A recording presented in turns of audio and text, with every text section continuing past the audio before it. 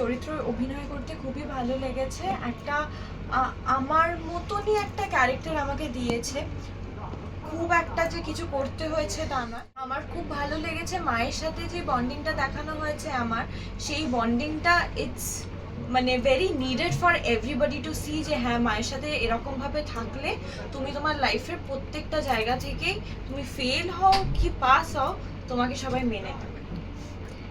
এই যে চরিত্র তুমি অভিনয় করেছো, বর্তমান জেনারেশন উদ্দেশ্যে কি কোনো বার্তা দেবে? এই ফ্যামিলি ওয়াইজ ইয়েস। কি বলতে চাইবে তাদেরকে?